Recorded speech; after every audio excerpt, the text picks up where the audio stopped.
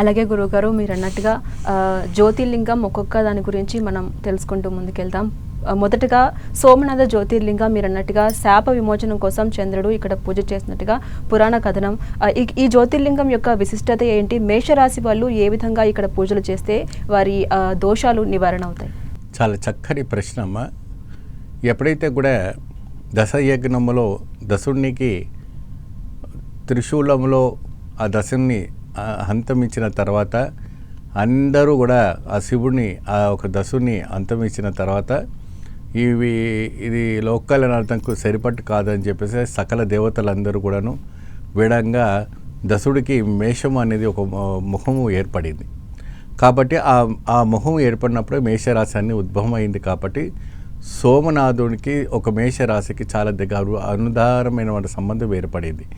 కాబట్టి ఈ రాశి గల ఉన్నటువంటి స్త్రీలు కానీ పురుషులు కానీ వెళ్ళి స్వామికి అక్కడ అభిషేకము, పూజలు, రుద్రాభిషేకము అవన్నీ చేసుకుంటే మాత్రాన చాలా అరుదైనమైనటువంటి ఒక సంగతులు రావటము, అరుదైనమైనటువంటి ప్రసాదం రావటము, అరుదైనమైనటువంటి శివ అనుగ్రహము సులభంగా పొందడానికి ఉన్నటువంటి అంటే ఆ రాశి వాళ్ళు వెళ్తే అతి సులభంగా వెళ్ళి పొంది అద్భుతమైనటువంటి ఫలితం లభిస్తుంది. శివుడికి తత్వం అంటే లయాతత్వం అనేది ఏమీ లేదు. ఆయన బోలాబాల శంకరుడు.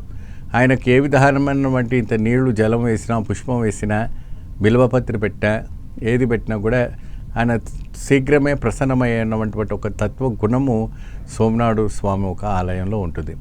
సోమనాథుడు ఉన్న ఆలయం గుజరాత్లో ఉంటుంది. చక్కగా ఆ ప్రాంగణం అంతా కూడా చుట్టూ సముద్రం. మీరు ఆలయంలోకి వెళ్ళిపోయిన తర్వాత సముద్ర అలలే చప్పుడే వినపడవు. అంతటి మహోత్కరమైనటువంటి సోమనాథ ఒక ఆలయము.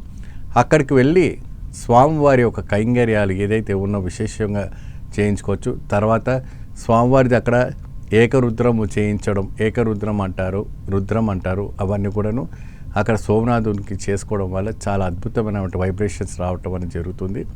స్వామివారికి ఈ యొక్క మేషరాశి వాళ్ళు ప్రత్యేకంగా అక్కడికి వెళ్ళి చేసుకోవడం వల్ల అతీతమైన ఫలితాలు రావడానికి ఆస్కారం కనపడుతుంది.